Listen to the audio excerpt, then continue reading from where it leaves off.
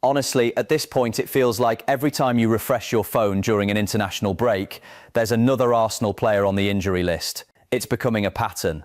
And right now, heading into one of the most important stretches of the season, this is the last thing Mikel Arteta needed. Let's break it all down, what's happening, who's hurt, and what it actually means for Arsenal. So what's the latest? Zubimendi is out too, right? So the big news today is Martin Zubimendi has been sent home from the Spain camp. He played just 13 minutes for Spain in their 3-0 friendly win over Serbia, coming on late to replace Manchester City's Rodri. That's it, 13 minutes. And now he's on his way back to London with a right knee problem. The Spanish Federation didn't mess around. They released an official statement confirming he won't play against Egypt on Tuesday. They said he had discomfort in his right knee and that the decision was made to protect his health and avoid any further risk. Arsenal's medical team have been informed and are ready to assess him when he returns. And honestly, good. You don't take chances with a player like Zubimendi. Not now.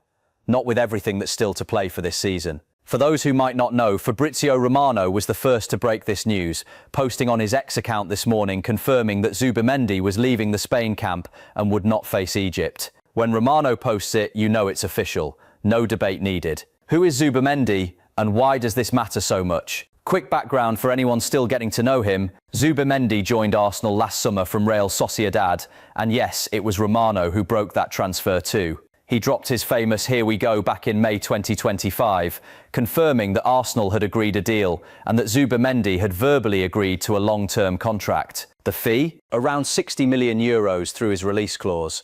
A lot of money, but watching him play this season, most Arsenal fans will tell you it was worth every penny. He's calm, he's intelligent, he reads the game brilliantly. In a team that sometimes struggles to control the midfield in big moments, Zubimendi brings exactly the kind of composure and structure Arteta loves. He's basically the engine in the middle of the pitch. When he plays, Arsenal look organised. When he doesn't, you feel his absence almost immediately. So yeah, this knee issue is a big deal. How big? We don't know yet, and that's the problem.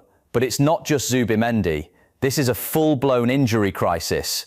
Here's the thing. If it was just Zubimendi, you'd be concerned, but you'd manage. But it's not just him. Not even close. In the last 24 to 48 hours alone, Arsenal have had players dropping out of international squads, left, right and centre. Let's go through them one by one. Declan Rice and Bukayo Saka both left the England camp before their game against Japan. The FA released an official statement confirming the two were returning to Arsenal for medical assessment. England manager Thomas Tuchel had actually rested them for the Uruguay game on Friday, so they barely played any minutes at all. But even after a rest, they're still being sent home. That tells you something. Rice had even admitted recently to feeling completely drained after a relentless run of games. So at least some of this is probably the body saying enough. The good news, both Rice and Saka's situations are being described as precautionary. Nobody is panicking yet, but Arsenal fans know better than to feel too relaxed until they see them back on the training pitch. Noni Madueke is the one everyone is genuinely worried about. He came off injured in the first half during England's 1-1 draw with Uruguay at Wembley. He landed awkwardly on his left knee. And then this is the bit that made every Arsenal fan's heart sink. He was spotted leaving the stadium in a protective brace on his knee. England boss Tuchel didn't hide his concern. He said publicly that he was worried about Madueke and called him a difference maker for the team. That kind of comment from a manager usually means it's not good. If Madueke misses the FA Cup quarter-final against Southampton, that's a real problem. He's been bright this season and gives Arsenal something different going forward. Piero Hincapié also left the Ecuador squad early. Fabrizio Romano confirmed the update. Hincapié had medical tests and pulled out due to a physical issue. Ecuador and Arsenal both agreed it wasn't worth the risk. Hincapié has been a key figure for Arteta this season, making 33 appearances. Losing him for any period of time hurts the defensive shape. And then there's the players who didn't even travel with their national teams in the first place. Martin Odegaard didn't join Norway. Eberechi Eze didn't travel to England. Jurrien Timber stayed back from the Netherlands squad. All three missed the Carabao Cup final through injury and are still working their way back to full fitness at London Colney. On top of that, William Saliba and Gabriel Magalhaes, Arsenal's two starting centre-backs, both pulled out of their international squads. Saliba reportedly picked up an ankle problem, and both players were ruled out for France and Brazil respectively. These are not small names. These are the spine of the team. Let's count. That's potentially 11 Arsenal players dealing with some kind of fitness issue during this international break. 11 at one club. That is genuinely remarkable, and not in a good way. What does this mean for Arsenal right now? This is where it gets serious, because Arsenal don't just have one big game coming up. They have a run of fixtures that could define their entire season. First up, Southampton in the FA Cup quarter-final at St Mary's Stadium on Saturday. You might think Southampton are the easy part of this. They're struggling in the Premier League, and Arsenal should have enough quality even with injuries. But you can't take any game for granted, and a tired, patched-up Arsenal going to Southampton is not the same as a full-strength Arsenal. After that, Sporting CP in the Champions League quarter-final. 2 legs, European football. The kind of stage where you need your best players available and operating at full capacity. And in between all of that, the Premier League title race is still alive. Arsenal cannot afford to drop points now. So when you put all of that together, these injury updates are not just frustrating, they are genuinely threatening to derail what Arsenal have been building all season. Let me be real with you for a second. I'm not going to panic, but I'm also not going to pretend this is fine. Arteta has handled injuries better than most managers this season. He's rotated when he needed to, trusted the squad players, and kept results coming even when key men were missing. That gives you confidence. He knows what he's doing. But there's a limit to how much you can rotate when half your first team is in the medical room. The Zubimendi situation is the one I keep coming back to.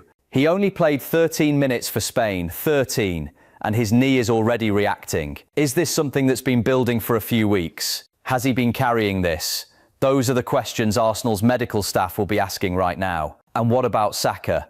Honestly, if I'm being straight with you, Saka hasn't looked like himself for a while. Paul Scholes said publicly that he looks lost in Arsenal's system at the moment. Harsh words, but you can see what he means. The sharpness and directness that made Saka one of the best in the world hasn't been there consistently this season.